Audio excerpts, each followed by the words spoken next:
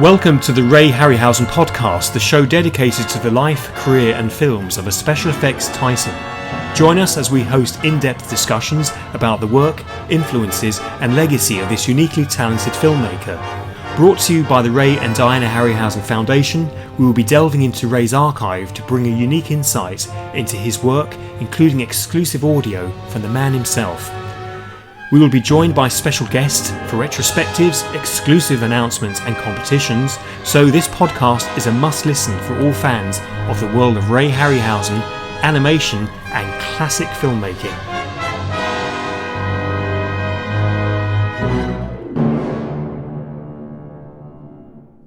Hello and welcome to episode 10 of the Ray Harryhausen podcast, so possibly some champagne, some baby sham, or depending on the budget, some lemonade.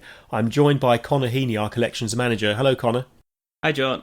And I'm John Walsh. I'm the trustee, or one of the 4 trustees of the Ray Harryhausen Foundation.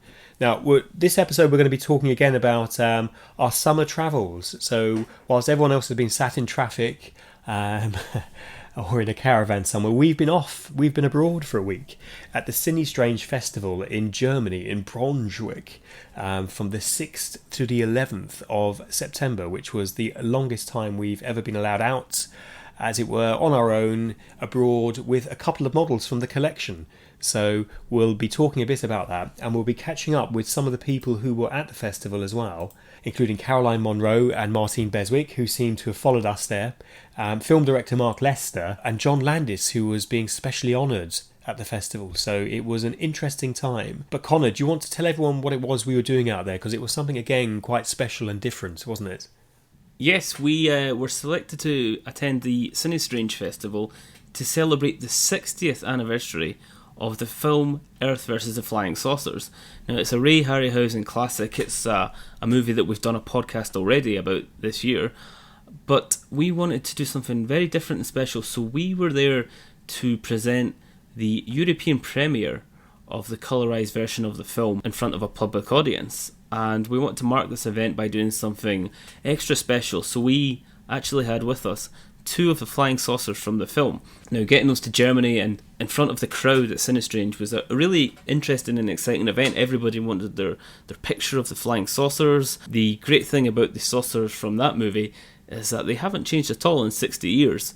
The craftsmanship, the design by Ray, and the fact that they were created by Ray's father Fred, who was a machinist, has meant that they have really lasted the test of time. You would never guess that these were 60-year-old models from a movie made in 1956. So at the Cinestrange Festival, we put on a very special presentation discussing the history of the film with many unseen images from the archive.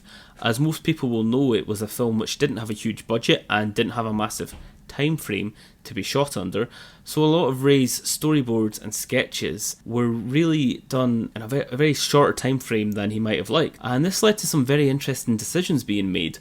We have many alien designs. As most people will know, the aliens in that film were men in suits, which is something that Ray very rarely undertook throughout his film career. He preferred to have animated characters and creatures in all of his films, but in this instance the aliens, for budgetary reasons, were put into suits. But Ray had designs, numerous different kinds of designs, for the aliens that he foresaw inside his flying saucers. So it was interesting to explore that, and interesting to explore a lot of Ray's key designs, drawings and storyboards from that movie. So to talk about these unique pieces of art before seeing a screening of the film in colour and in German, because of course we were in the middle of Germany, so the film was dubbed into German, which in itself was a very interesting experience. It was very unique and a very special way to mark the 60th anniversary of a classic film. Indeed it was, and the last was it 60 or 90 seconds of the film suddenly click back into English as the young couple, the doctor and his wife, are on the beach playing footsie in the sand. It goes back to English. Different people had different views as to why that was. I suspect to keep it family friendly, and because to avoid any accusations of a foot fetish, it was cut from the print. Other people think no, Germany at the time were quite keen on more sombre endings. So there's no definitive answer on that. I'm sure there's a freedom of information request somewhere in the pipeline to find out what exactly happened. But it looked spectacular. The film looked fantastic. And it was great to see it on the big screen again after 60 years, and in colour, and in Germany, where Ray originally came from. Now, Ray wasn't the only person out there who was having science fiction and strange films shown. It was a festival of strange and unusual projects. And Luigi Cozzi was there, who was the director of Starcrash, which is a film that kind of divides fans. People either like it a lot or don't, to put it politely. What it has got is a terrific score by John Barry, and we found out the story behind that. But let's have a listen to Luigi, because he chatted to us about Ray Harryhausen, and he chatted to you, didn't he, Connor, about the influences Ray had on his career. That's right. Over the course of the festival, of course, we managed to catch up with Luigi over breakfast and over dinner, and he had so many memories of Ray Harryhausen. He actually went to see Earth vs. the Flying Saucers in Italy as a young man. He went to see it 5 times in a week on its original release, which shows you what a fan of science fiction he is, and how deeply he treasures these memories of Ray Harryhausen.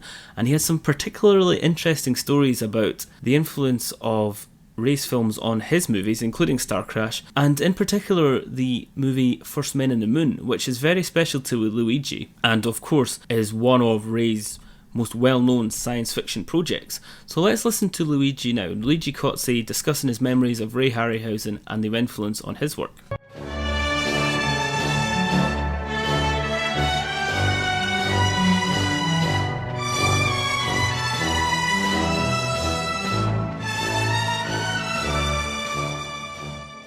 Luigi, you had a very interesting story about your memories of Ray Harryhausen's classic film First Men in the Moon. Would you mind sharing that with us? Yes, it's a picture I really love. As a young guy, when I saw it, it was terrific, and it was science fiction. It gave me the idea that with Harryhausen technical system, you could really do a big science fiction adventure, because it had the space, it had another planet, it had inner moon landscape, gigantic. You had a giant creature and terrific scenes. It was like glass containers with bubbles inside. It was looked huge on the screen in Panavision, and it was. I realized it was done with nothing practically, because it was not expensive, but it did really look terrific, and it had the beautiful wheel which is creating the energy, which was another thing which really fascinated me, because Harryhausen gave the sense of wonder of another planet, and the music being used in those sequences, I really like it. It's the same music which I used on Starcrash doing the working editing it, because it gave the feeling of something great, something alien, something wonderful. And so from that moment on, I had in my mind the idea which Harryhausen system could be used to make sci-fi big movie, big space adventure movie. And when I found a guy who did work with the same basic system and with stop motion, I had the firm conviction that if I could find a producer, I had a man who could help me create the alien worlds. And we did Starcrash using mostly of the tricks I realized watching First Man in the Moon. It's and my script and the first draft of my script had the giant wheel creating energy and things like that, which were really taken from First Man on the Moon. Then I realized it was too much similar. I had better change it. But my first thought was recreating some of the great scenes of that picture. And of course, we're here at the Cinestrange Festival, where your classic movie Starcrash has been celebrated. There's a scene in that which is quite similar to the Taylor scene from Jason and the Argonauts. Were you looking specifically for a location which reminded you of Ray Harryhausen's vision in Jason and the Argonauts? Yes, I had the idea of that scene, which was absolutely patterned after Harryhausen. Harryhausen's scene is a masterpiece. Our was not a masterpiece scene, but it was a good scene with action. And when we started searching location for our picture, I immediately thought of Harryhausen Palinuro, because I read on a big book Harryhausen had published with his sketches that he had shot that on Palinuro, which is south of Naples. And so we went to Palinuro because I wanted to do the scene with the same place he had made it, with the arch, with the rock arch, which is beautiful. But once we were there, we discovered that that place could be reached only by sea, by boat. And Harryhausen had the guy we hired a guy, a sailor or local sailor, which brought us to that place to see it. And while bringing us with his boat there, he started to tell. Because he had hired these boats years before to an American crew, and I realized it was Harryhausen crew. He had brought Harryhausen to Palinuros, and he started talking us about this crew, these Americans, what they had done, and it was a fantastic hearing for me, because. Harryhausen was one of my idols, cinema idols. And when we went to the Palinuro rock arch, where they shot with Talos, the scene with Talos, we realized that we couldn't use it because it was a wonderful place with sand like velvet. It was fantastic. But it could be reached only by sea, by boat. So we had to bring there a big launch ship which had crashed on that planet. And it was a big wooden thing, and it would have needed big boats to bring it over to that place because there was no street nearby. It was very isolated place. And so we had to discard the possibility of shooting because we had not such a big budget to hire big boats to bring the launch. Excellent. What an interesting story that it came so yes. close. And just one final question. As we approach the celebrations of Ray's 100th birthday, how important do you think it is that Ray Harryhausen's work is remembered in 2016 and beyond? Well, I think it's still a marvel, It's there is nothing like his work done after he left the field. His work is unique. Is a piece of art divided in several movies. He is unique, and I don't know if will ever be another Ray Harryhausen because the technique have changed. And now they are digitals, and even if they try to do the equivalent of stop motion with digital, it's not the same thing. And Harryhausen put himself, his heart, his ability, his personality in his creatures. His creatures have his personality, even as an actor. It's think of Demir dying on the Colosseum. He dies like a Rothsteiger in Waterloo. He never wants to die. He gets up, he gets down, he gets up again. It's a long scene. Like when an actor is overacting. And you cannot get that by software. That's personality, that's talent, and that's why I think Ray Harryhausen is and will be probably unique. Well, we agree completely. Luigi, thank you so much for sharing your Ray Harryhausen memories with us today. Bye.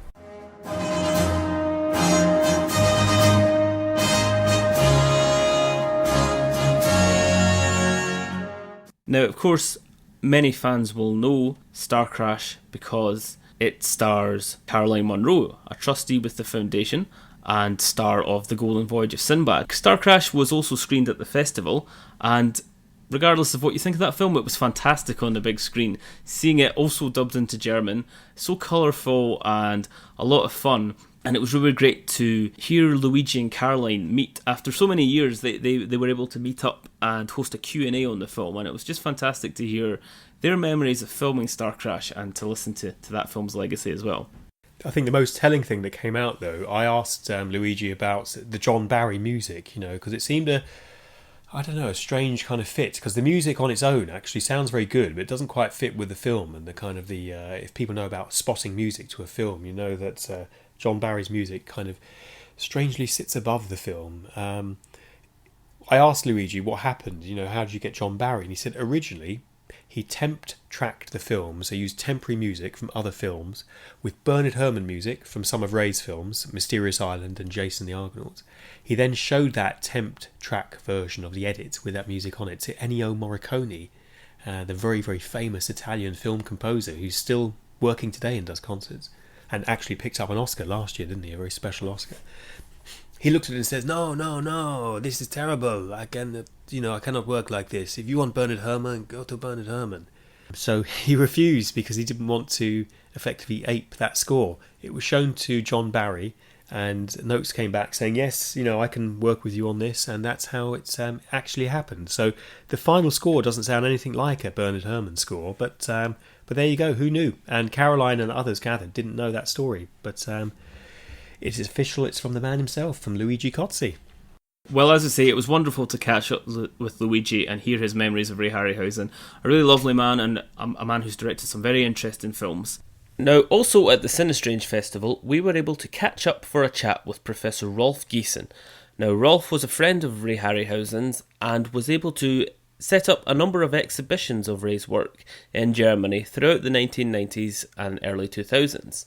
Rolf was good enough to share his memories of Ray with us, as well as give us his thoughts on the colourized version of Earth versus the Flying Saucers. People of Earth, attention. People of Earth, attention. When Roland Emmerich was making Godzilla at the MGM studios, I was in touch with Emmerich and his visual effects supervisor Volker Engel, and Ray and his wife Diana, they were in Los Angeles, so I sent them, I said, go and visit them. And they were at the front gate of MGM, and they were turned down. They said they phoned and no, they don't know you, and go away, and you are not invited, you wouldn't have a pass. And then later, Roland Emmerich and Volker Engel learned that Ray was there, and he was, oh my God, he said, how could it be possible to send them away? They even had a little clip in Godzilla from it. It came from beneath the sea, of course, yeah. But the creator of, in a way, of Godzilla who was sent away was incredible. And we also went to Harryhausen, so we tried to find out about the ancestry. There is a village not far away from this place, from Hanover, the village of Harryhausen. In Germany we spell it instead of Y-I-E. Yes. And we went to the village of Harryhausen, went to the church, and it was such a village, small, and he said nobody was to be seen. And he said, I can imagine that my ancestors left this place. This is another coffin nail, and it is so boring here. We don't know exactly where the family came from. Maybe it was the Braunschweig area. This name Harryhausen is quite common here.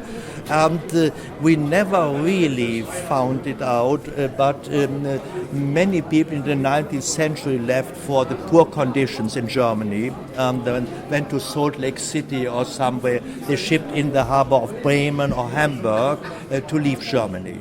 Rolf, if I can take you back to Roland Emmerich, and we've got a very special screening of the film tonight. You were telling me earlier that how does this film connect with Roland Emmerich's big film? Yes, tell me about that. Emmerich, of course, liked to copy films, and of course he knew Ray's films. And I always was convinced, and we had it in Kurt Siodmak's memoirs, that Earth versus the Flying Saucers is the blueprint for Independence Day. It sure is. If the White House scenes are very similar, the structure is very similar. Only the budget of course is different. Ray did it for pennies, and Roland Emmerich needed millions to do it.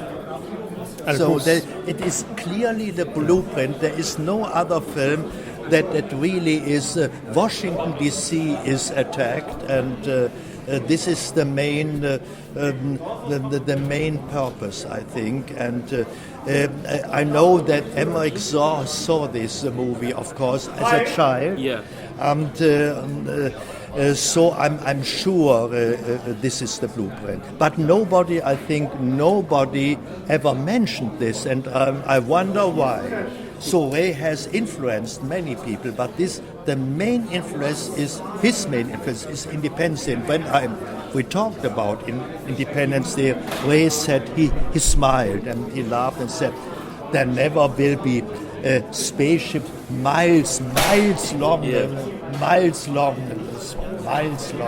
And he was always for the little things. When we met Colin Arthur during the making of the Never Ending Story Part 2 in Munich in the Bavaria Studios, we came out of the workshop and he said these things needn't to be that big, that large. So little large. He said then it is a better control. Now this screening tonight, of course, it's a film that people have seen. It's a 60th anniversary screening, but something special about it is something that's been unseen before in a public audience. So what's special about it? Why is this a premiere other than the 60th anniversary? How are people seeing it differently tonight? The colorization, I always know that Ray said long before these films got colorized, Ray said always that when they went to Rome, he wanted to see all the European locations, said this movie should have been in color. We had all these magnificent Roman locations and we only had black and white. And that would have been 20 million miles to Earth. 20 million miles to Earth. This one, of course, I think, with a comparison to Independence Day, which was color, and even War of the Worlds in 1953 was color, I think it will be a new experience. Excellent. Thanks very much, Rolf. Appreciate your time today. Thank you so much. Thank you for us. Thank you. Never before has the screen reached such heights of excitement, breathtaking spectacle, hair-raising terror. See the Saucermen's high-frequency disintegrator. See flying saucers travel thousands of miles in seconds. Moving straight on, of course, Caroline was there with Martine Beswick from 1 Million Years BC. The two make a fantastic double act, and as we said in the last podcast, if you ever get a chance to see these two together, it's a really entertaining pair that they make.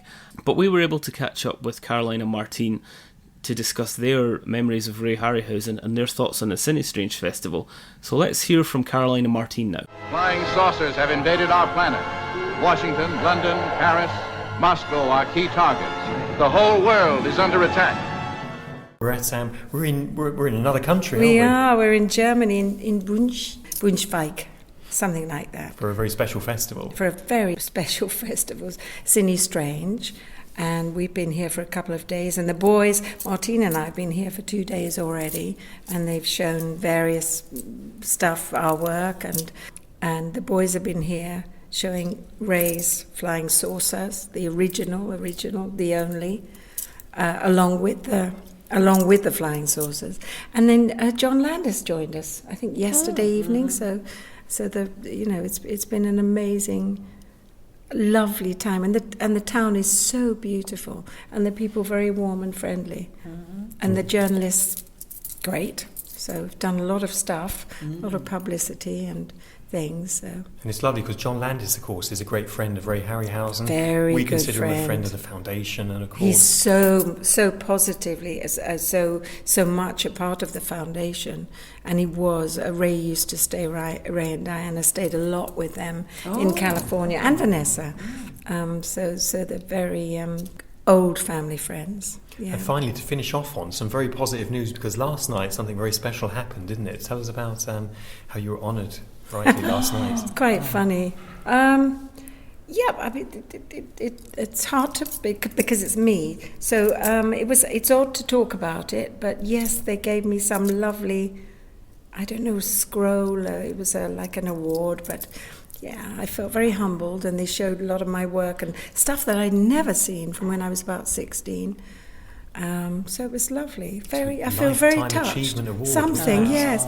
I thought you only got that just before you were going to pop your clogs. I'm not sure. I don't know, but I felt very honoured, and they were so sweet. You need a body of work, so people are always. Well, we've done a lot of work.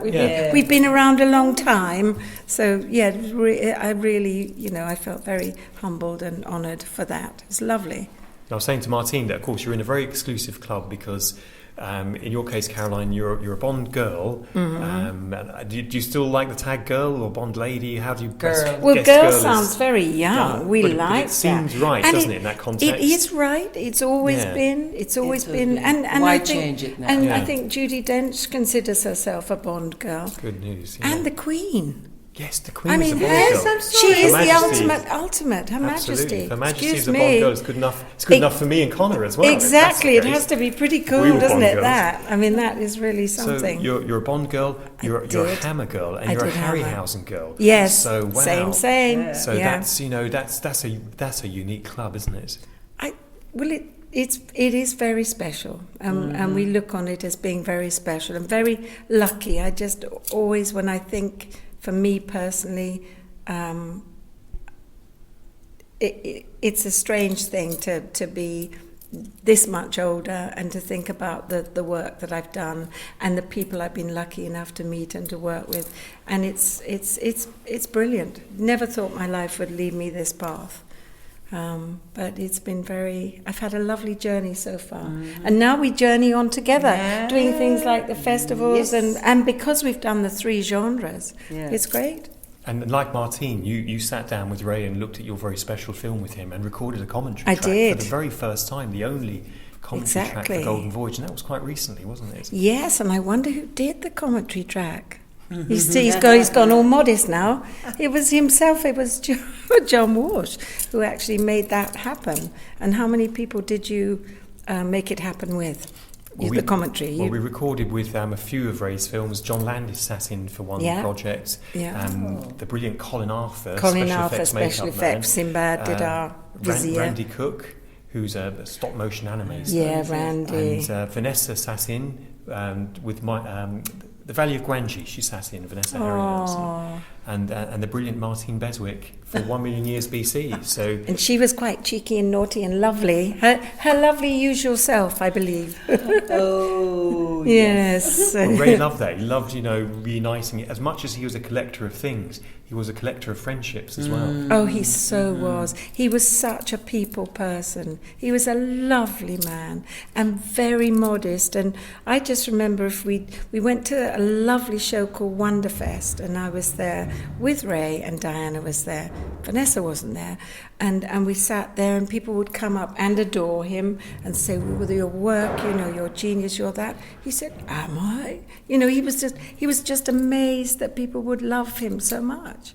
But he was loved and genius, loved by not only his fans, his legions of fans, but by filmmakers alike. I mean, Peter Jackson, Tim Burton, Spielberg, James Cameron, so many that honour and keep his work going. And John Landis. Of course, brilliant John Landis. Yes. Who's here at the festival. Who's here, and we're going to honour him tonight, I believe. And I think in an industry that's kind of so famous for having takers, Ray was someone who really gave himself. Oh, he gave ultimately, because he was a one-man band. I always think of him as a one-man band, because he did the film, worked with the directors and the actors, then he'd take it away, and then he'd go and he'd, like a sorcerer, he'd work his magic.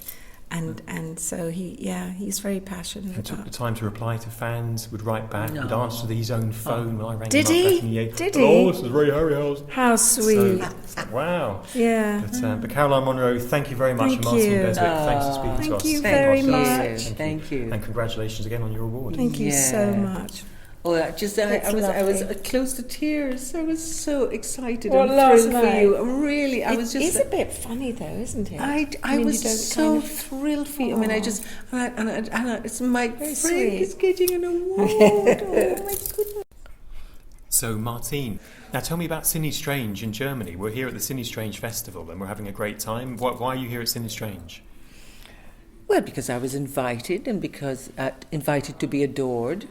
But also, it's lovely actually. I was invited, and I just thought it sounds like a lovely idea. And Caroline was coming, and Jane was coming, and I thought, the girls together, So, and I'm having a lovely, lovely time, and doing a lot of interviews and photographs and signings and lots of things. It's just, we're having a lovely time. And coincidentally, we're here with a different Harryhausen film, so it's interesting that we kind of bump into each other in that genre, because we have Earth versus the Flying Saucers here at the festival. So it's interesting, isn't it, that we kind of say hello when we meet. Yes, I know. I'm very happy to see you both. I'm really, really happy to see you. And meeting Connor for the first time, that was really cool. So I love it. We've had 2 sessions. This is our second session together. Very nice. Excellent. Well, thanks for taking the time, Martine Beswick. You're very welcome. We are the survivors of a disintegrated solar system. At this moment, the remainder of our fleet is circling your globe. Now, out in Cinestrange, you also caught up with one of our competition winners who was a close runner-up, didn't you? Yes, Lars Seiffert, who finished 3rd in our logo competition, was able to attend the Cinestrange Festival. Now, you would have heard on our podcast last month, episode 9, we caught up with the competition's winner, Michael Tharm. But the competition was very close.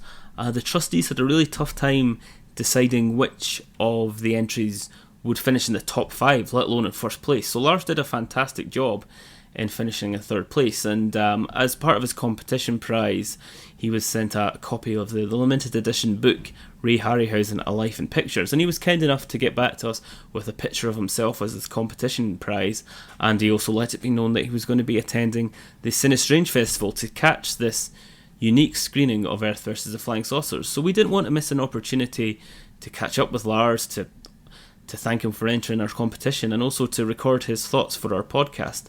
So what you're about to hear is an interview with Lars about his Ray Harryhausen memories, about Ray's influence on his own career, and about his inspiration behind the design in which he did such a fantastic job for our logo competition. Arrange for your world leaders to confer with us in the city of Washington.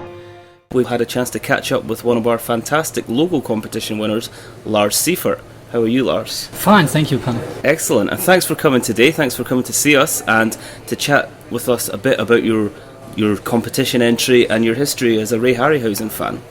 So, could you start by telling us your earliest memories of Ray's films? I think the first film I ever saw I was about 6 years old or something, and in Germany we had special screenings in television for Saturday or Sunday afternoon television shows, and they showed all the Sinbad movies, and I think The Seventh Voyage was my first ever Ray Harryhausen film. It's a wonderful film. Yeah, and was this dubbed in German, or was this? Always dubbed in German. And I think today, if I watch it today, it's a little bit cheesy. The dubbing, it's like because it was done in the 50s, I think. Really? So this was like mono and different kind of dubbing techniques. It's quite interesting. Then, so I take it you eventually saw the English versions as well. Of course. So how did that feel to see the films that you'd watched so many times in a different language? It's quite similar, the tone of the voices and everything. So I think it's very good compared to so they did a good job of the dubbing. Yeah, they did a good job, yeah. And you grew up, you went on to become an animator yourself, is that right? Yeah, that's right. So how did Ray's films influence you in becoming an animator? Because I think the Ray's films would be always my favorite, because I love stop motion as a medium, as a technique, animation technique. I love all this Tim Burton stuff and Artman animations and everything. But I never got to use to do my own stop motion. I always like to draw and animate drawings. And today I do everything on the tablet, on the Cintiq, digitally. But I'm still into 2D animation only. But stop motion is always like a miracle. If you see it on screen, like, and even today with all the high definition and the crisp and clear and sharp images, it's great to see stop motion again. And recently I saw a HD version of one of Ray Harryhausen's films. That was Clash of the Titans, I think, and it was very good restored in HD, and it looked very cool. Like, the animation was still magic to see. So what kind of projects have you worked on as an animator? Is there anything that is tied back to the films you watched as a child? Not really. I at first I did my own stuff, right? I did like a little bit like horror. I liked horror movies much, and did like my scary little animation drawings. But after that I went on to do some stuff for German television, like children's TV, so cute characters and funny stuff. And right now I'm working as a freelancer. I do my own stuff too, and I like to do flash animation, like vector graphics, like snappy, like cartoony stuff. Warner Brothers. Yeah, this is my thing. So the opportunity to design a logo for our Harryhausen 100 competition is quite a nice way of you being able to express yourself and remember the films that you've grown up with. Yeah. Can you tell us the inspiration that went behind your design? Your design was very crisp and clean. Yeah. The Kraken, I like this character very much because Clash of the Titans is my favorite. So I began to draw some other stuff like the owl from Clash of the Titans, and King Kong, like this monkey from the ape from what was from it? Mighty Joe Young. Yeah. Yes, and some UFOs too, and then combined them. But I thought the Kraken is so iconic for Ray Harryhausen especially. First I thought about doing the Medusa, but it was too tricky with all the snakes. And I wanted to do a logo style, like stylistic version, not so much like an illustration.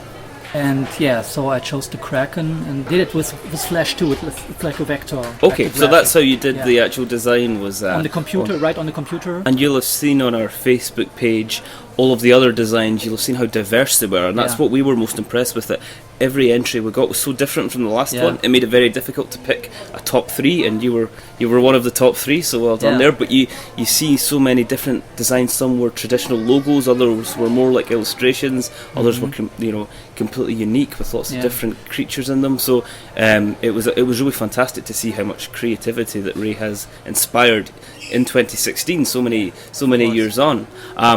On that note, we're here today to celebrate the 60th anniversary of Earth versus the Flying Saucers. Do you have any strong memories of that particular film? I think I saw this movie very late. I think a few years ago, in the black and white version, but it was never on television in Germany. Okay. So I had to rent a DVD, or I don't know. But I saw it the first time, and I thought, it's great, because it's the inspiration to one of my favorite movies. It's Mars Attacks from Tim Burton. Me too. One of my favourites. I love everything Tim Burton, so this fits very well. Wonderful. And have you seen the interview with Tim Burton and Ray Harryhausen? Yeah, of course. It's incredible to see Tim Burton as the fan. So excited to meet his hero. So you've never seen the colour version? No. Oh, well, you're in for a treat tonight, because that's what we're screening here at the Cinestrange Festival, with some of the original flying saucers as well. Cool. And it's wonderful to be celebrating a film 60 years on. I mean, how many films from 1956 are still being celebrated on the big screen? It's really wonderful to be here. Yeah. Well, thank you very much, Lars. It's been a really interesting conversation, and we hope you enjoy the film tonight. Thank you, Connor. Thank you. They set up an electronic screen. The artillery doesn't penetrate. Now, I remember in the 80s watching various Arnold Schwarzenegger films, and interestingly, Arnold Schwarzenegger was a name that was in the air for Perseus in Clash of the Titans, so he was very nearly cast as Perseus. Now, in the 80s, of course, it was the golden era for Mr. Schwarzenegger with Conan the Barbarian and Raw Deal and Red Heat and Terminator and Total Recall and True Lies. But one of the films that's perhaps kind of controversial because of its status in Germany was Commando, or Phantom Commando, it was called in Germany, which was banned for several years. Now, you caught up, didn't you, Connor, with Mark L. Lester, the director of that film, because he was receiving a special honour, wasn't he, at the festival? Yes, Mark's film career was being celebrated. He won a Lifetime Achievement Award at the Cinestrange Festival for his classic films Commando, Class of 1984, Showdown in Little Tokyo. some really fantastic action movies from the 1980s. But Mark was another one of those guests that we just caught up with in passing over breakfast or over dinner or at the many red carpet events that we attended across the week. And he let us know what a big Ray Harryhausen fan that he was. And as well as celebrating the classic action movies which Mark Lester has directed, it was interesting to listen to his memories as a young man growing up watching Ray Harryhausen films. He approached us to tell us how much he loved The Beast from 20,000 Fathoms, Earth vs. the Flying Saucers, and so many others. We thought it would be a fantastic opportunity to hear how Ray influenced him as a child, and how, in fact, some of his later films have been inspired by Ray Harryhausen and his memories of Ray's work. So have a listen to legendary director Mark L. Lester.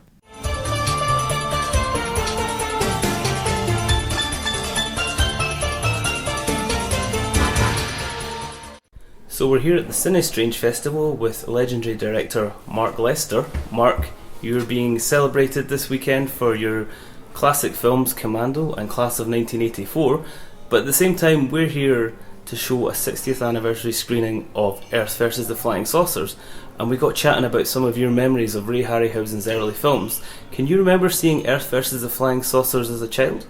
Yes, it was one of my favorite films, and I remember the saucers crashing into the monuments in Washington, and I mean that movie was amazing when I was a kid, and I loved it. It was one of my favorite films of all time. And then especially the other movie too, Beast of 20,000 Fathoms. I mean the image of that roller coaster, because I saw it with my father when I was a little kid, and we saw it numerous times, and when they go up on that roller coaster to fight that beast, it was like totally amazing when that dinosaur goes tramping through the city. It was like, that was like so etched in my memory as a kid. So you saw a lot of Ray's black and white classics from the 1950s as they were released? Yes, in the premieres in the movie theater. I would rush to the theater to see the movies when they came out. That's so wonderful. I was like 10, 11 years old, so they were like, really, to a young boy like that, they made a huge impression. And how long was it before you became aware of the fact that it was one man creating all of these special effects? The name Harryhausen, how long was it before you realised that that was actually the person behind all of these films? Well, later when I started to do movies professionally, then I look back and went, wow, that Ray Harryhausen did all these films, and I, of course, became a huge fan of his. But as a little kid, no, I mean, you just watched the movie and you were like, wow, this is awesome, but you didn't really connect that person to it, But did the film stand out in terms of their special effects compared to other films that you were watching around? They were always super unique. So, like, you knew that it was special movies that you were seeing. And as you became a filmmaker yourself, did Ray's work influence your body of work in any fashion across the years, or was it more just a memory from your childhood? No, later when I started to do like movies for the Science Fiction Channel, where I did Pterodactyl and Lost Colony, I just did Poseidon Rex and these films. Yeah, then especially that Beast with 20,000 Fathoms and his other movies, I used like thoughts of those films when I made these new pictures. So you really tapped into those strong memories from growing up. Yes, for sure. And as we look forward, we are looking towards celebrating Ray's centenary in 2020, because Ray would have been 100 in the year 2020, and we're looking to celebrate that in a big fashion. How important do you think that filmmakers such as Ray Harryhausen are remembered in this day and age in the 21st century?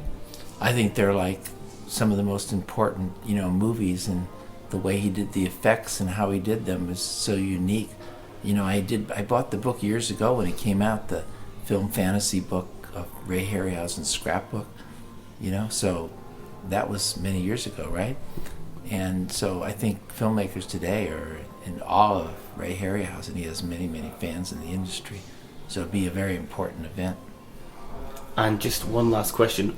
What is your favourite Ray Harryhausen creation? Of all the creatures he made throughout years, which one stands out most in your head? Well, I have to say the Seventh Voyage of Sinbad, the different various creatures in the Cyclops was like something, because I saw, what year did that movie come out? 1958. In 1958, when I saw that Cyclops, I was like, oh my God, I was like 12 years old. And that movie made such an impression. It was so amazing at the time. So was Mysterious Island, too. That was an amazing movie back then. That claw creature and all these kind of things, yeah. And of course, Seventh Voyage of Sinbad was the first colour stop-motion picture, so I can imagine what an effect that would have had. No, I mean, it was amazing. It was just unbelievable. Then even a bigger impression than later these CGI movies. When you see them, you don't have that same feeling. At that time, these were so amazing. And Mighty Joe Young, because King Kong was one of my favorites. So when then Mighty Joe Young came out, that was, an amazing movie. And I later actually met the actress in there because she was Howard Hughes' girlfriend at one time. Oh, really? Did you speak about Mighty Joe Young with her? Yeah, with Terry Moore, because her son was an actor in one of my films. Excellent. Well, thank you so much for sharing your memories with us, Mark. We really appreciate it. A pleasure. Thank you. I'll be back, Benny.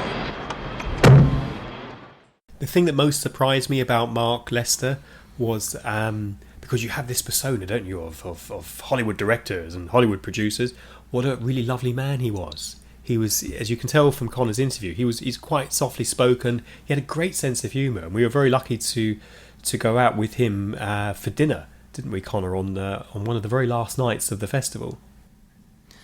Yep, a really lovely man, and as I said before, he approached us when he realised that we were from the Ray Harryhausen Foundation. He came to speak to us and just to share his memories about watching these films growing up. So it was fantastic to spend some time with him, to be able to go to dinner with him and just listen to some of his fantastic memories. Because these people who have directed such influential films, really being able to listen to them chat and reminisce is a unique experience, and it's something that I'm very grateful for. Now, the main star guest of the festival, it wasn't you or me, Connor. How is that the case? We need to speak to our agents. How is it not the case that we weren't the biggest stars at that festival? I think we were perhaps the lesser of the stars, but we still twinkled brightly. But the major star, in all seriousness, was film director and legendary, iconic, all-round storyteller John Landis, who we'll know from Animal House, American Werewolf in London, Michael Jackson's Thriller, The Blues Brothers, Trading Places, Coming to America, and so on and so on. Spies Like Us, great movie. So a wonderful person, a great friend of Ray Harryhausen's, because when John was filming American Werewolf in London in 1981, he would visit Ray down at Pinewood Studios and saw him doing some of the incredible animation work on Pegasus with all the wires. So both making classic monster movies. I know Ray doesn't like the term monster. Creature features is probably best. But both very iconic. Both in their 35th anniversary year. American Werewolf in London getting a second Blu-ray release. How many Blu-ray releases can you have? But apparently more than one, because it's been newly restored. It's been scanned in 4K. And I chatted with John Landis all about his work, his relationship with Ray Harryhausen, the new 4K scan of American Werewolf in London, and all of that's going to be coming in a future episode. But we've got something quite tantalising with John Landis now to tease the audience with, something very, very exclusive that has never, ever been heard before. Isn't that right, Connor? Yes, John Landis was able to record a commentary with Ray Harryhausen for the classic film Mighty Joe Young. And isn't it right, John, that when you asked John if he would record a commentary for one of Ray's films, he asked specifically for Mighty Joe Young because it's one of his favourites growing up. I think they called it the $1 Million Movie, the film that was on TV 5 times in a week, and John would just watch it over and over and over again as a young man. He and Ray obviously went on to become fantastic friends, lifelong friends, and listening to these clips you can tell that they had a really strong friendship, a lot of humour, a lot of happy memories together. It's a real pleasure to share this exclusive clip from them watching Mighty Joe Young together. Here's the kind of movie you're waiting to see as John Ford and Miriam C. Cooper present Mighty Joe Young, whose sensational exploits will startle you, thrill you, electrify you with hair-raising excitement and suspense. This is one of my favorites. You know, in Los Angeles, actually in the United States, the RKO television stations was Channel 9 in New York City, Channel 9 in LA, and I don't know what the locals were. It was like in 16 or 20 some cities across America. They were the local stations. Yeah.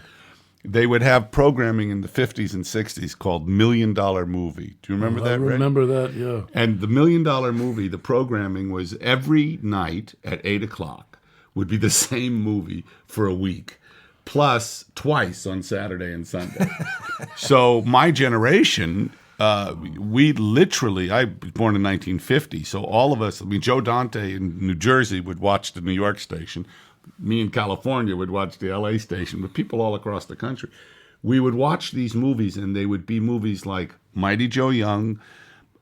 They would show tons of fantasy pictures, and Frank, the Universal horror pictures, and we'd see and we'd memorize them. We would know the entire dialogue from the movies.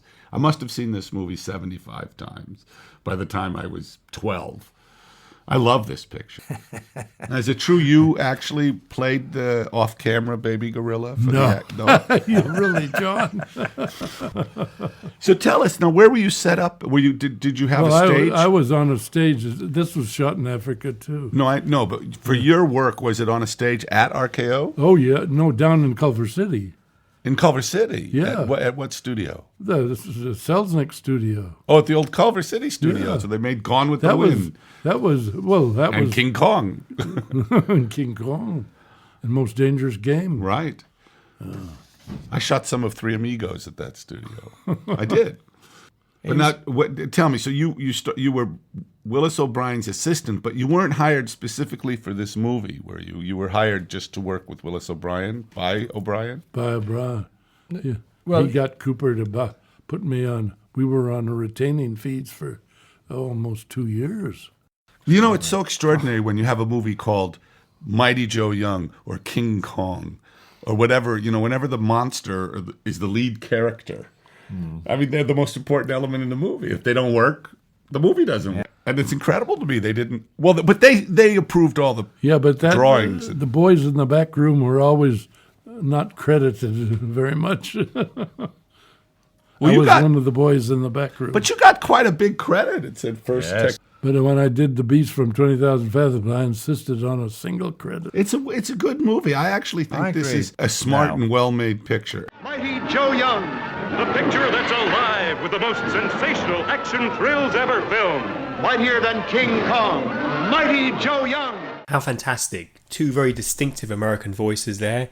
Ray's voice and John Landis' voice. And interesting, what ties both of these great filmmakers together is another well-known American, Mr. Rick Baker, because of course a young Rick Baker contacted Ray Harryhausen to talk about mask designs and makeup effects and monsters and creatures, and of course John and Rick sailed towards an Academy Award for their groundbreaking work on American Werewolf in London, and Rick's gone on to win many more Oscars since then. So interesting, isn't it, Connor, that these wheels within wheels, how people are connected through their interest of filmmaking or monsters, or in John's case, gorillas, because he had, of course, a gorilla film, Schlock, and then he had a marvellous gorilla in Trading Places as well.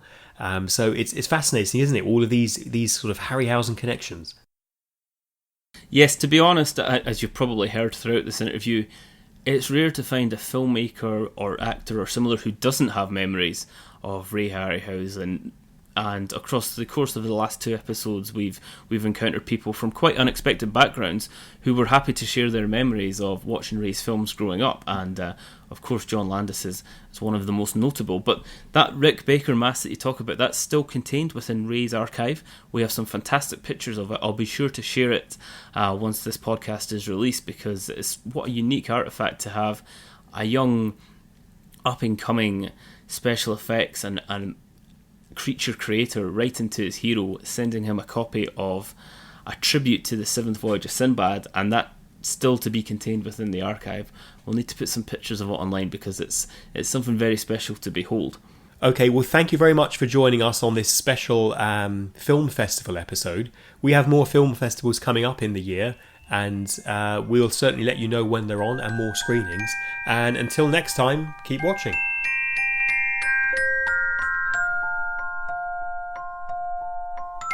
Copyright in the Ray Harryhausen podcast is owned by the Ray and Diana Harryhausen Foundation, a registered Scottish charity. Number SC001419, 2016. This recording may not be reproduced in whole or in part without written permission from the Foundation. The views expressed within these podcasts do not necessarily reflect those of the Foundation, its trustees or employees. For further terms and conditions, please contact us at rayharryhausen.com, where you can also find our Facebook and Twitter links.